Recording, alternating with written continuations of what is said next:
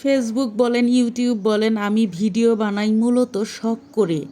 আমি আসলে বাসায় একা থাকি। হাজব্যান্ড অফিস যাওয়ার পর আমার আর কোনো কাজ থাকে না। নিজের যে কাজগুলো আছে সেগুলো করি। তারপর দেখা যায় অধিকাংশ সময়ই আমার বাসায় একা বসে থাকতে হয়। তাই আমি কি করব? এজন্য আমি ভিডিও বানাই। তো বাসায় এই কাজগুলো করলে, ভিডিও বানালে আমারও সময় কাটে। আর দেখা যায় যে ডিপ্রেশন থেকেও একটু বেঁচে থাকি, নানান ধরনের বাজে চিন্তাভাবনা থেকেও আমি বেঁচে থাকি। যাই হোক, বাজারে গিয়েছিলাম, বাজারে গিয়ে রুই মাছ কিনেছি। তারপর এই যেটা হচ্ছে সরপুঁটি মাছ কিনেছি আর বাটা মাছ কিনেছি। আমি মূলত মাসে একবার মাছের বাজার করি। আর হচ্ছে আর যে কয়দিন যায় আর কি, একবার কি দুবারের মতো মাংসের বাজার করি। প্রতিদিনই বাজার বা প্রতিদিনই মানে এই কাজগুলো করা আমার একেবারেই পছন্দ না।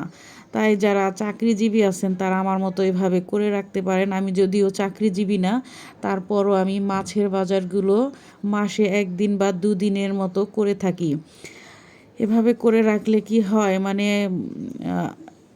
খুব দ্রুতই ফ্রিজ থেকে বের করে রান্না করা যায়। আর যদি আপনি প্রতিদিনই মাছ কিনেন, প্রতিদিনই কাটা বাছা ধোয়া, এগুলো কিন্তু একটা ঝামেলা থেকে যায়। এজন্য আমি বেশি করে মাছ কিনে ফ্রিজে রেখে দেই, ভালো করে ধুয়ে রেখে দেই। আমার মাছে কিন্তু কোনো দুর্গন্ধও থাকে না, খুব ভালো করে আমি পরিষ্কার করি। আর এমনভাবে প্যাকেটিং করে রাখি, মাসখানেক থাকলেও মাছে কোনো দুর্গন্ধ থাকে না। মাছ এমনভাবে প্যাকেটিং করবেন যাতে মাছের ভেতরে অক্সিজেন না ঢুকে। মানে সুন্দর করে পলিথিনের ভিতরে বা বক্সের ভিতরে রেখে দেবেন যাতে মাছের ভেতরে অক্সিজেন না ঢুকে।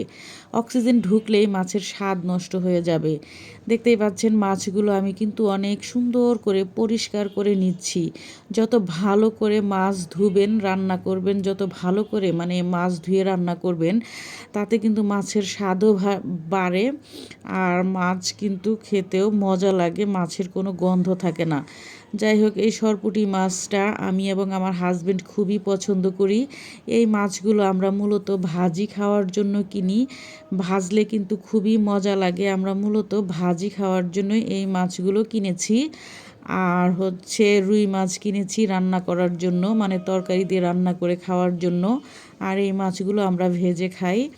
মাঝে মাঝে হঠাৎ যদি দেখি মাছ শেষ হয়ে গেছে তখন রান্না করি। যাই হোক, ভাজি করে খেতে এই মাছগুলো আমার হাজব্যান্ড পছন্দ করে। বিশেষ করে এই সরপুঁটি মাছ আর বাটা মাছটা ভাজি করে দিলেও খুব মজা করে খায়। আমিও পছন্দ করি খুবই। তো ভালো করে মাছ ধুয়ে তারপর ফ্রিজে রাখলে দেখবেন একদমই মাছ গন্ধ করবে না।